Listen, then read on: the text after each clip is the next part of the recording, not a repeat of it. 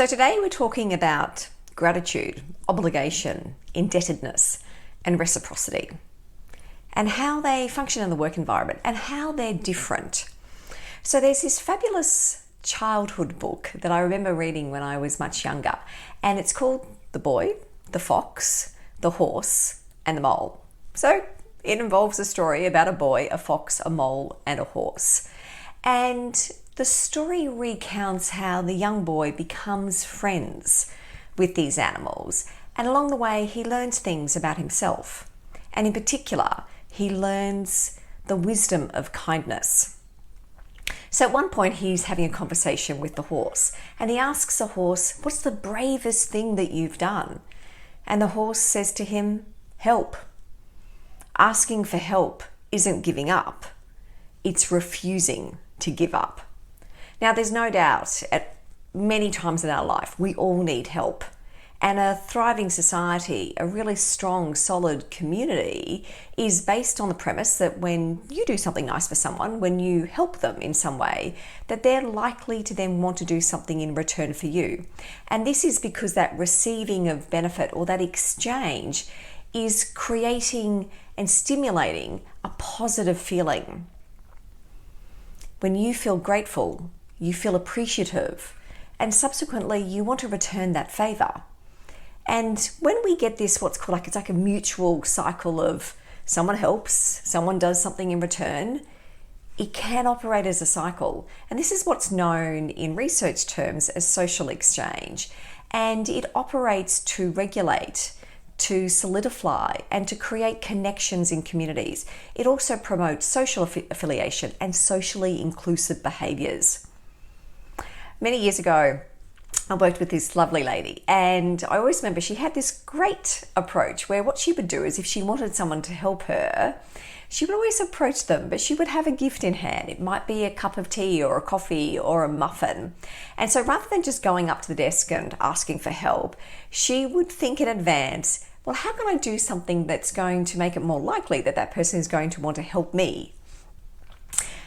Dr. Robert Cialdini, who is an expert in the art of persuasion and influence, talks about things like this and what's known as reciprocity. And in his book, Influence, The Psychology of Persuasion, he talks about how we like to help people who have helped us. So when someone's done something nice for us, we want to do something in return. He argues, however, that this reciprocity is a really powerful behavioural mechanism, and it can, at times, produce a yes response to a request that would otherwise have been refused. And that's because of the feeling of indebtedness that has arisen.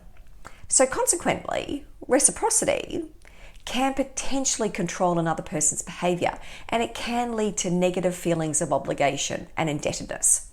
So there is a difference between when someone does something nice for you and you want to help and you feel grateful, you feel thankful, as opposed to when someone's done something for you and then you feel obligated, indebted to do something in return, but you don't really want to. They're different emotional forces, because when you feel grateful, you have that positive frame about what's happened, but also you have a positive frame about the other person. In contrast, when you feel obligated, indebted, it can fuel a sense of resentment because you're feeling like you have to do something even though you don't want to. So that original act, which may have had an element of generosity attached to it, then what you're doing in return for yourself doesn't feel generous. Professor David Constant talks about it when he says it can feel like you're just merely paying off a loan. And research shows that when you feel indebted, you feel less grateful. So gratitude connects with those relational aspects. It fosters relationships, while indebtedness, it centers around that sense that it's an obligation and you've just got to do it. You've got to pay it off because you're trying to balance the scales in some way. So you're restoring the balance in the relationship. And so while both emotions lead to an outcome, providing and receiving help in a way that stimulates gratitude is healthier and it's longer lasting. Think about it. Sometimes people feel like they have to offer help when they don't want to. Sometimes people offer you help and you don't want the help. And you often see this with children. You'll see adults who are trying to figure out something for the child when the child's going, nah, leave me to it. I want to figure this out myself. Researchers Hanwei Lee and colleagues found that we're more likely to feel grateful for help when we ask for the help rather than when someone has just proactively decided to do it for us. What the research showed was that the participants in the study were more grateful, and it led to more pro-social behaviour. And by pro-social, I mean more behaviour that is connected, it's relationally focused, it can lead to higher productivity and engagement. All of that follows the next day when that help follows someone asking for it. Look, we can't get far in life without help.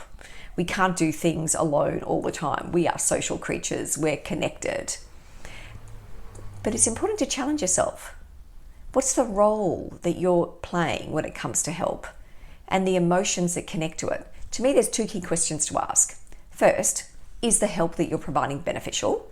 Or is it about making yourself feeling good? Or is it self-serving in some way? So consider if your intent is to promote feelings of gratitude or promote feelings of indebtedness, some sense of obligation. Secondly, if someone's helping you, what have you done to acknowledge that support? I'm a massive fan of thank you notes, something ingrained in me from childhood, and I love it when someone gives a little wave when you've let them, merge into traffic. And we can often think that little things like that don't make a difference.